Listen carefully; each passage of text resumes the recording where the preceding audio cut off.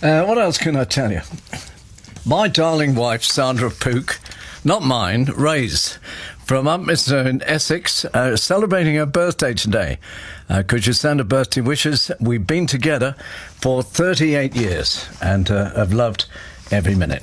So, many thanks this afternoon to our team. Thanks to Liz Barnes and Johnny California from Listen, to our studio manager Brendan, and the one and only Fergus Brazier for getting in the grilled banana bread, which is fantastic. Greasy faders all round. Have a good week. See you on Friday night and then Sunday. This is Radio 2 on the BBC Sound app on your smart speaker on an 88 to 91 FM. BBC News at 5 o'clock. This is Nikki Cardwell. Scientists and environmentalists have been welcoming a landmark global agreement reached at the United Nations to safeguard the oceans.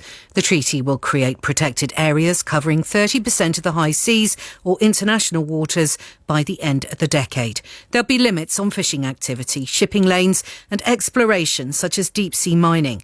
Rebecca Hubbard is the director of the High Seas Alliance, which brings together dozens of groups. Governments generally manage the sea up to 200 nautical miles out, and then the rest is the high seas. With the new High Seas Treaty, governments from around the world will be able to protect large areas of that ocean and also to better manage the activities that are impacting on it. Strikes by ambulance workers belonging to the union Unite, which were due to take place in England tomorrow and on Wednesday, have been called off. The union says it'll enter into pay talks with the government. Other unions representing ambulance staff, the GMB and Unison, announced similar decisions in recent days. BBC News understands that the former senior civil servant Sue Gray will contact the appointments watchdog tomorrow about her intention to become the chief of staff to the Labour leader, Sir Keir Starmer. Mrs Gray, who investigated Downing Street parties during COVID lockdowns, resigned from the civil service on Thursday. Conservative MPs say her move calls into question her impartiality. Questions have also been asked about how long she's been in discussions with the Labour leader.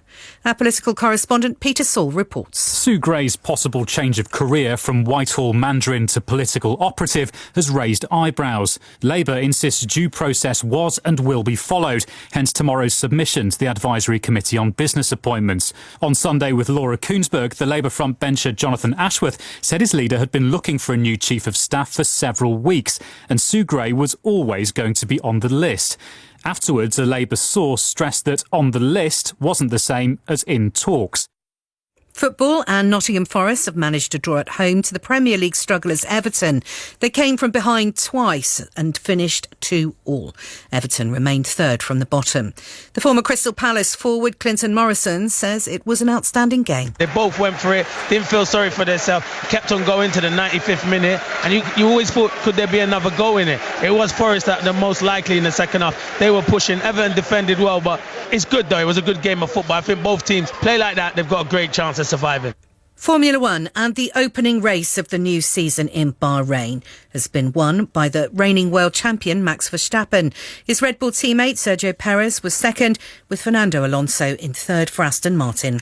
And the weather, a cloudy night for much of the UK with isolated showers, most frequent in the north of Scotland. It'll be cold but mainly frost-free. BBC News, it's 5:03.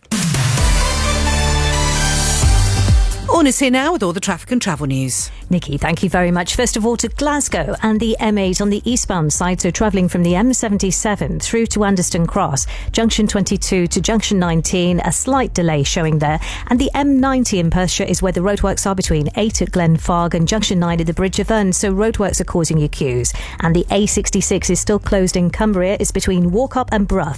A serious accident which happened at about 8 o'clock this morning, but it has meant extra heavy traffic through Kirkby Stephen, and that's as people divert away from the closure. But better news now with the A19 in County Durham. It's reopened at Wolverston near the A689. That was after a breakdown. South Yorkshire and the A630 West Moorlink Road has reopened at Edenthorpe. The M6 slight queue there near the M5 at junction 8. Nothing major on the southbound side though. And the M42 junction 3 at Portway through to junction 3A at the M40 is starting to ease up through that roadwork section, but it has been busy in both directions. The A14 has reopened in Cambridge. The M11 still closed in Essex northbound southbound between 7A at Harlow and 8 at Bishop Stortford. That's the weekend work taking place. And more weekend work in Maidenhead. So that's the A404M, still closed on the southbound side down from the Thicket roundabout at the A404 to the main M4 at junction 89 for Maidenhead. So that's going to cause you delays. I'll be back with your next travel update just after the news. On the BBC Sounds app, on your smart speaker, and on 88 to 91 FM. Now, Rob Beckett.